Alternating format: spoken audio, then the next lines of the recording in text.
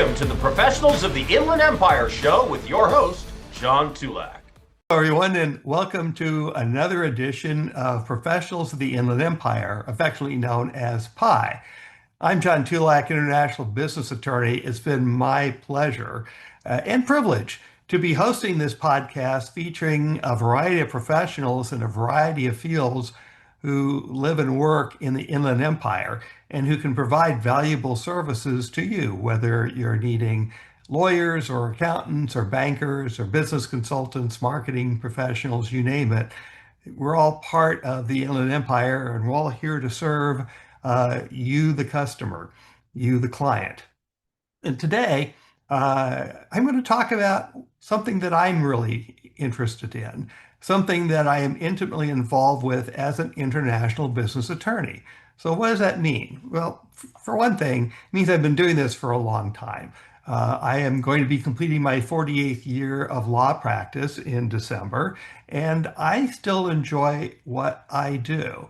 And what I do serves the business community in terms of managing their contracts, whether they are outbound, that's called exporting, or inbound, that's called importing. And it's important to understand that we have all kinds of more sophisticated versions of that go from a simple buy and sell of goods in one direction or the other to long-term arrangements that assure a source of supply and why we have a supply chain, or to serve customers overseas when our domestic markets may not be enough to keep us going.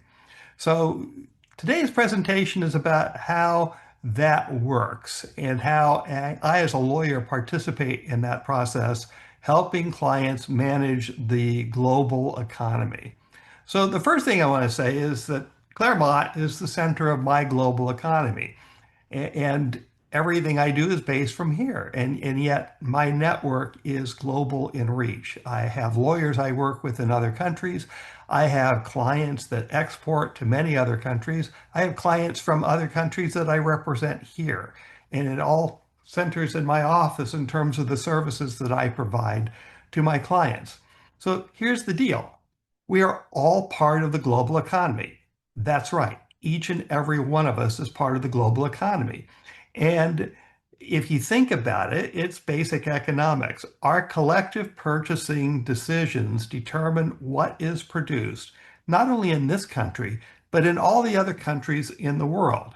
And you think to yourself, well, I'm just one consumer. Well, you're a consumer, and so is everybody else in this country and every other country. And collectively, we make decisions that determine what gets produced. Think of the butterfly effect, if you're familiar with that from chaos theory. A little butterfly fluttering above the jungle canopy is barely moving a little bit of wind, but imagine a million butterflies fluttering at the same time. Now there's a little bit more of a breeze. Well, what happens in the Amazon basin determines the weather in California to some extent. It's all connected together, and so are we. So when I say I'm at the center of my global economy here in Claremont, you are also at your personal center as part of the global economy. Well, how can we all be part of the center? How can we all be a center? Well, remember, the universe is infinite. So wherever any given point is, you can call that the center. You have your own personal center. As a consumer, the world wants to satisfy your choices. So you have to tell them what you want, and they'll deliver what you want or you need. What will you choose? That's up to you. So think about not only your part in it, but all of our fellow citizens here in the United States, because we are a major economy. We worry about China, and there are reasons to be worried about China and its growing economic might. But the fact of the matter is that the United States has been an economic powerhouse for a long, long, long time. And that power grew from exporting. We became the largest exporting country in the world by the time the 20th century arrived. And then it grew and grew some more, such by the 50s and 60s, there was nobody close to us. Part of the reason for that was the Second World War and other economies were devastated. but our manufacturing base was huge. Today, our manufacturing base isn't so big. In fact, manufacturing is less than 20% of our economy today. Think about that, less than 20%. And yet we produce more than any other country in the world other than China. But it gets more interesting when you think about what we could do with our manufacturing. We haven't tapped our full economic power with our remaining manufacturing capability. Because here's another interesting statistic. 80% of manufacturers in the United States with an exportable product, which is most everything, but not everything, most everything is close enough. 80% of those companies do not export, which means, do the math, roughly 4% of our economy devoted to manufacturing is the second largest exporting country in the world, with 4% of our economy. That's why when I hear about the balance of payments and, oh, we have a terrible deficit with China, I don't worry about it at all because the balance of payments deficit doesn't mean squat. It means that we're creating so much wealth here in this country, not only from our manufacturing, but from our services and our capital growth and our wealth creation, that we can afford to buy products that are manufactured by other people in other companies in other countries of the world. In fact, we got so good at this that over the last 30 years, we have lifted 2 billion people out of poverty. Think about that for a second. Our ability to create wealth and then be able to spend it has lifted 2 billion people out of poverty around the world, many of which, of course, were in China. But we did more than that. We raised the standard of living for our poorest people here in the United States, those who are truly poor and those who are barely in the lower end of the middle class. We made life easier and better for them because we made imported goods inexpensive, because our buying power made it possible to buy goods much less than we could make them here. And so we raised the standard of living for everyone here in the United States, but that standard of living raised mostly in a relative way for those who needed it the most. Now, our politicians, they know this, but they don't talk about it. They don't understand, some of them don't understand just how powerful the economics are with what we do and how we do it. We are a major powerhouse of a country, and we all benefit from that. So when you hear about the glooms and doomsayers and that we need tariffs to protect ourselves from everyone else, don't believe that. Understand your basic principles of economics and understand where I'm coming from. I'm a true free trader. And for companies that manufacture and have never exported before, I remind you of the famous Willie Sutton. Willie Sutton was a bank robber, not as famous as Bonnie and Clyde, but he was really successful in the 30s at robbing banks during the Great Depression. And he robbed about 30 plus banks before he was finally caught. And when he was being led away, the journalists gathered and were peppering with questions. And the question that stuck out was, "Hey, Willie, why did you rob banks?" And Willie's response was, "That's where the money is." Well, for a company that has an exportable product, 90% of your customers potentially worldwide are outside of the United States of America, and you haven't touched them yet. Think of the growth potential by reaching out to just a fraction of that other 90% potential population that would be willing to buy your product if they only knew that it existed and you only were willing to sell it to them, which means that you have to learn how to export. So let's talk about the flows of the global economy, because there's more to it than goods. We think about the global economy mostly in terms of goods, and historically, that was what we looked at in terms of defining importing and exporting, it was solely in terms of goods. And in fact, the United States in its infancy, before it was a country, before it was 13 colonies struggling to survive, and one of the reasons it survived was a way of bringing in goods that were needed here and having things that we could manufacture and grow here. Under the law of comparative advantage, it was sellable somewhere else. So the flow of goods is the historical backbone of international trade, and it goes back to the time of the Phoenicians.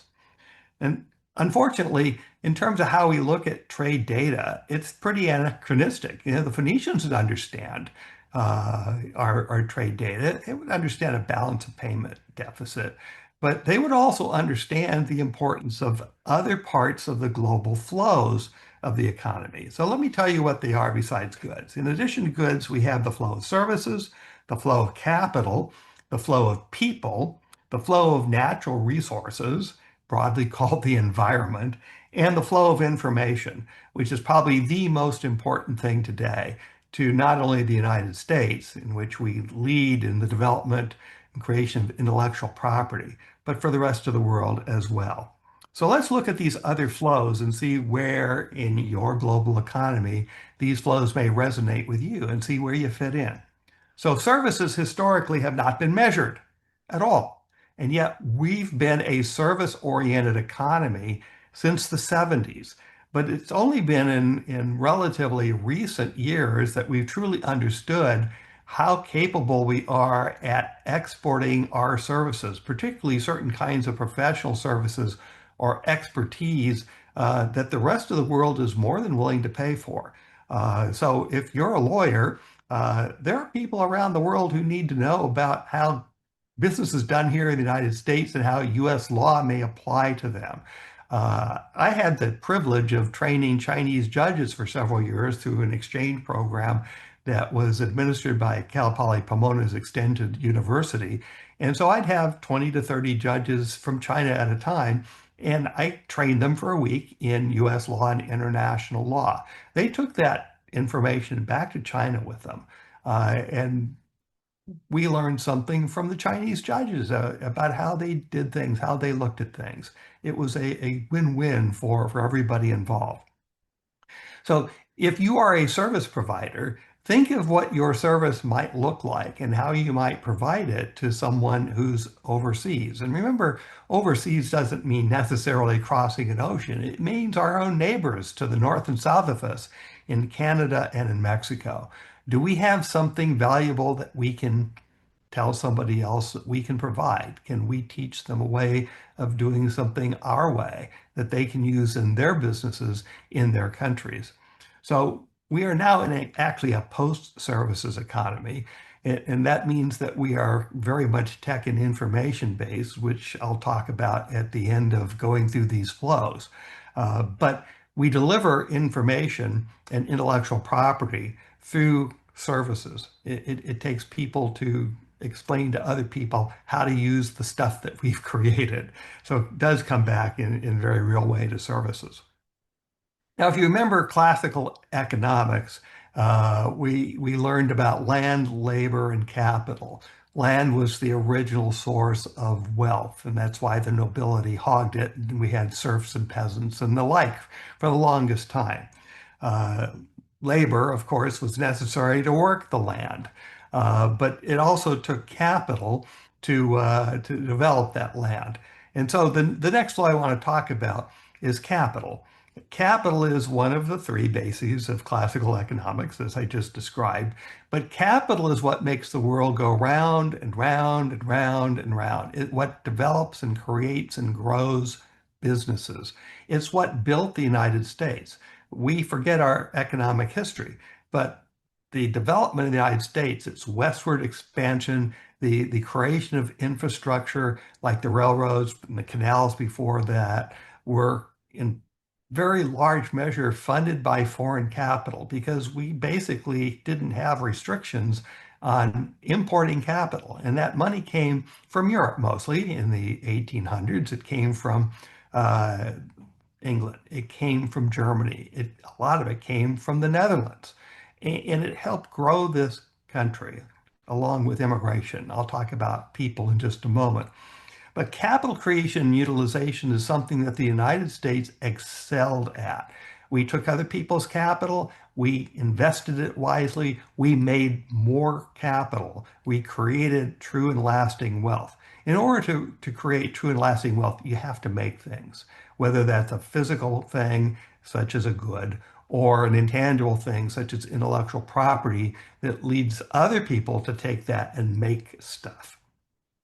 We became a powerhouse by attracting capital, creating new capital, and using that capital mostly wisely. And so it's the most important component of the global economy, and nobody anywhere else in the world comes close to what we do with capital. And capital moves to the tune of trillions of dollars a day in the capital markets. Trillions. And most of those trillions at some point touch upon a U.S. interest. And if nothing else, basis points are moved in the flow of trillions of dollars of capital, by U.S. companies, financial institutions, banks, and so on. So the United States directly benefits by being so good at this and so efficient at it. We also enable the flow of capital elsewhere in the world that goes into the creation of new business activity and the creation of wealth. So when you think of the trillions in capital that move on a daily basis and how important that is to our economy, worrying about several $100 billion with a B, not a T, in terms of balance of trade deficit is really nothing to worry about. There's nothing to see here move along. And it's unfortunate that our official statistics and the way that they are both measured and reported create the distortions, real distortions in our thinking about how well we are doing or not doing in certain areas. So understanding how things actually work does make a difference. So let's move on to people. We're a nation of immigrants. We came from all over the place. Originally, a lot from England, and then we had a lot of Germans. So many Germans at one point, Benjamin Franklin was worried that Pennsylvania, as a colony, would come to be dominated by the Germans, and German would become the primary language, if not only in Pennsylvania, but the rest of the colonies. And then we had waves of Irish and Italians and Chinese and Japanese. We've had virtually everybody. This country was built on immigration. And we had periods where immigration was basically doors wide open, and we had periods where certain peoples, anyhow, were excluded or greatly restricted. Today, we know with the size of our country and the need to regulate the borders, that completely open immigration is, in a very dangerous world, a very dangerous thing to have. But without immigration, without the growth that comes from immigration, including an infusion of talent, of highly educated people, for which we should be welcoming with open arms, we would not be growing the economy as much as we are currently doing.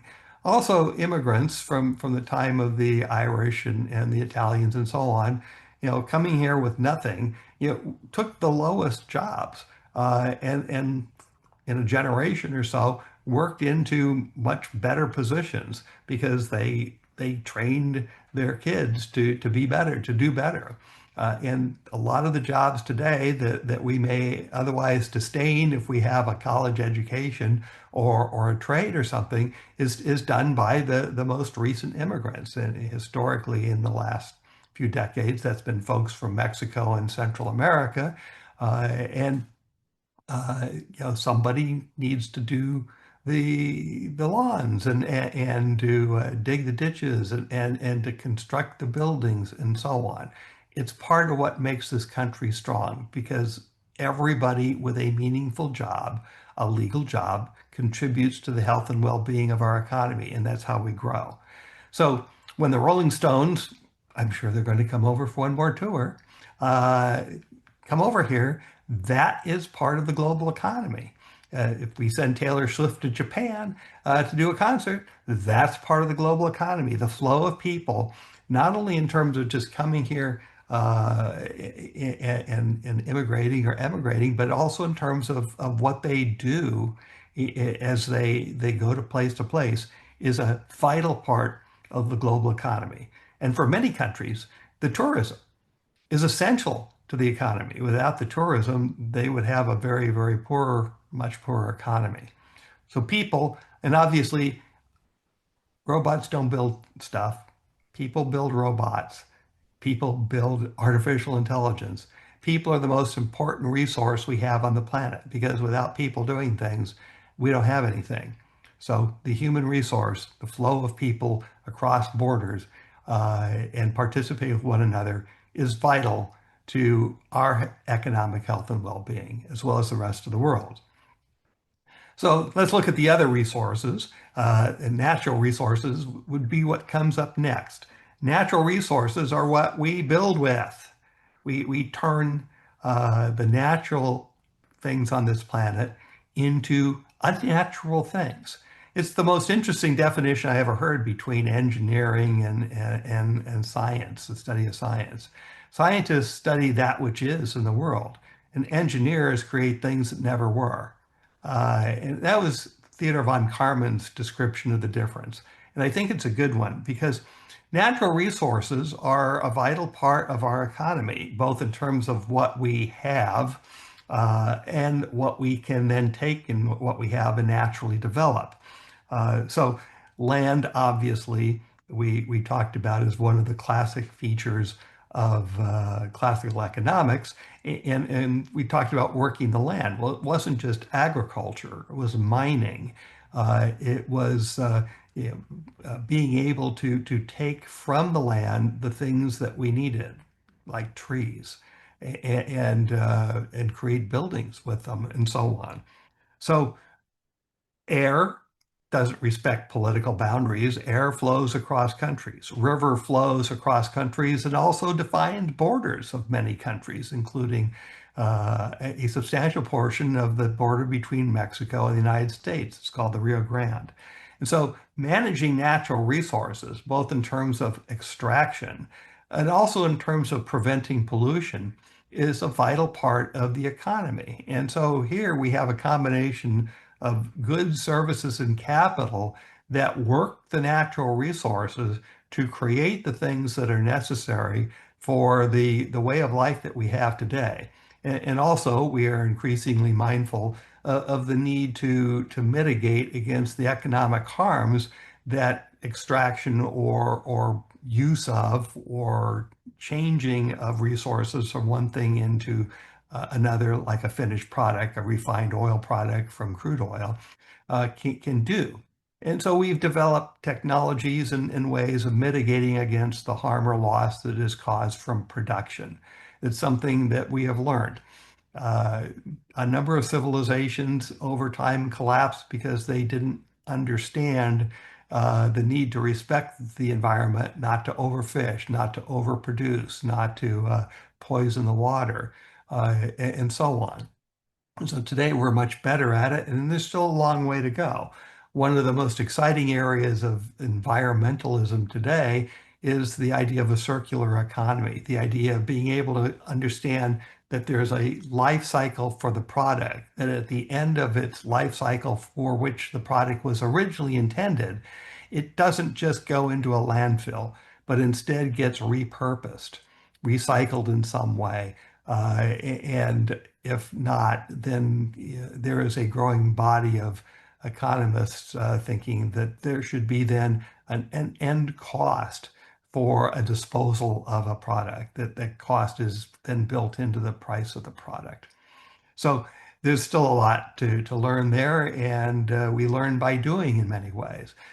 Today, it's really interesting to know that 90% of waste that goes into the landfill can actually be recycled using existing technologies and repurposed in some way, shape, or form for a profit. We can actually cut down what goes into the landfill by 90%.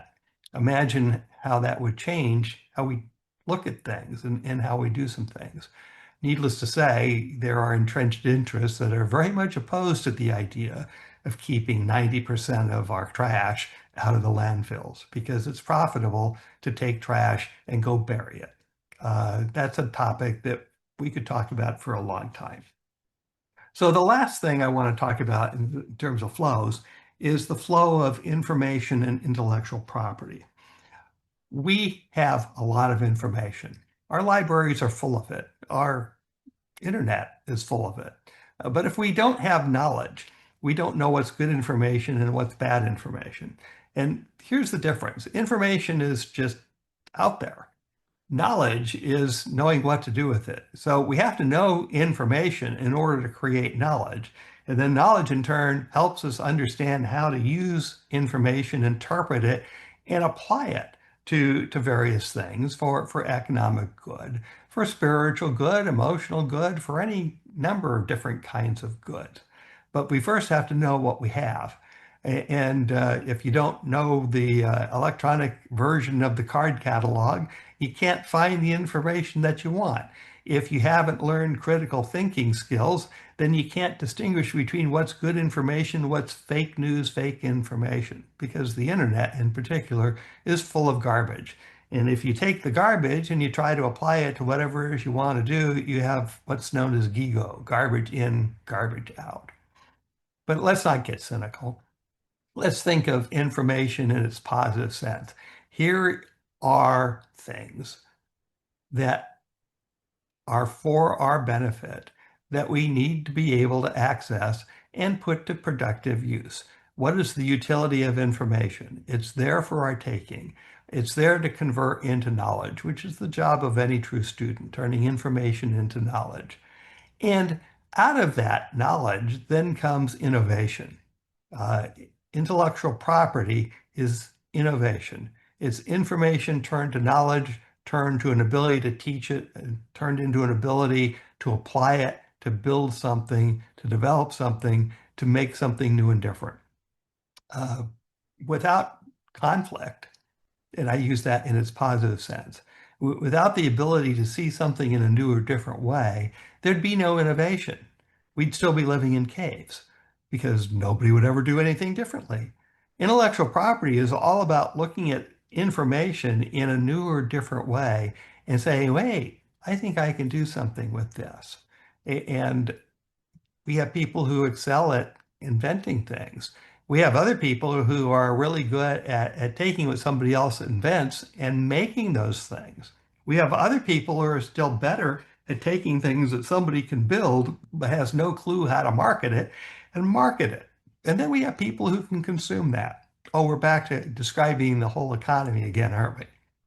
So in this situation, the United States is still the global leader in turning information into knowledge, into intellectual property, into things that people around the world want and need and will buy.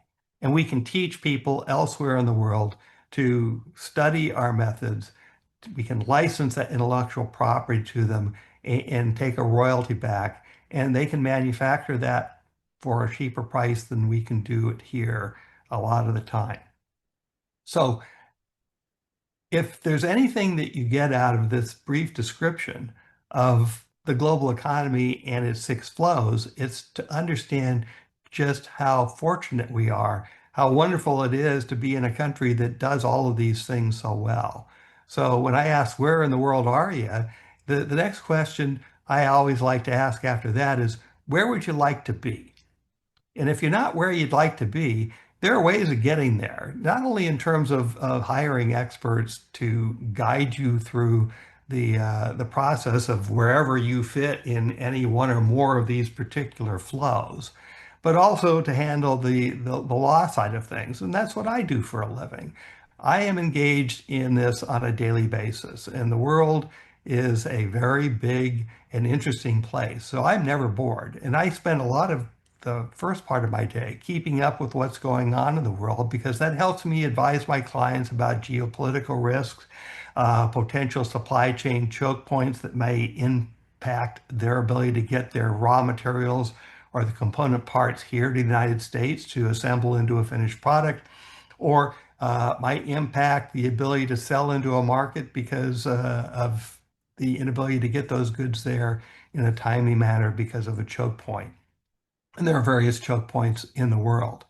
So when I talk about being part of this, my contribution in terms of providing legal services is with not only straight importing and exporting of goods, which could be a one-off or it could be long-term relationships that develop through things like agency and distribution agreements, licensing agreements, joint venture agreements.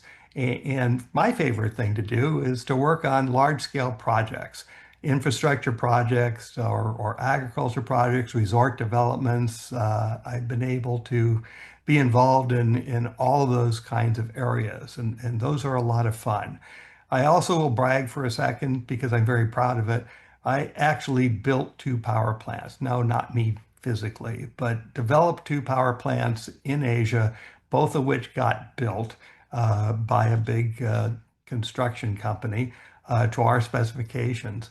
And the first one, which was in Bangladesh, created power where there was no power, and in turn generated clean water as an output from generating clean power where there was no clean water. It created 5 years later 15,000 jobs because light industry sprung up because there was power, and every single kid in that area was in school. That's the power, pardon the expression, of the global economy, is to be able to take resources from one place, expertise perhaps from another place, mix those together, find the capital here or abroad, and mix some more, and then get it done. That's something that you, if you're a manufacturer, can do if you've never had an exportable product before, and are doing if you do have an exportable product.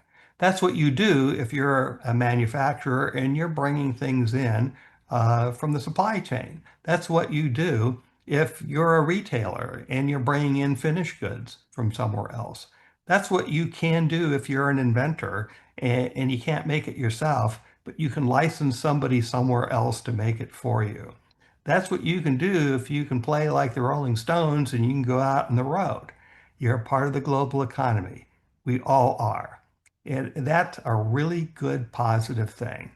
So if you need legal help in any of those areas, I'm the one to call. And that brings me to the end of my presentation today. It also brings us to a pause point in this podcast. This is number 20. If you haven't seen the other episodes, I invite you to go back and watch them because we've had some really, really top-notch people on the podcast. And the reason we're pausing right now is we want to assess what we've done so far. I've learned a lot in these 20 episodes about some things I can do better, some things that I really liked, and some things I want to continue, and some new things I want to try out. We're going to look at the analytics. We're going to look at the whole 20 episodes, and we're going to be coming back with another slate of professionals of the Inland Empire, done even better than what we've done so far. So I want to thank Lou Desmond and his team, including Ryan Shank and Amr in Pakistan, who puts these things together and gets them up on YouTube. It's been a great ride so far, and it's a ride that we're going to continue with a short break. So thank you, everyone, for your kind attention and listening. We'll be back before you know it. So long for now. Thanks for watching or listening to, depending on the case, the Professionals of the Inland Empire show with your host, John W. Tulac. If you have a suggestion for a guest, email him at jwtulac, that's JWTULAC, @gmail.com. jwtulac @gmail.com.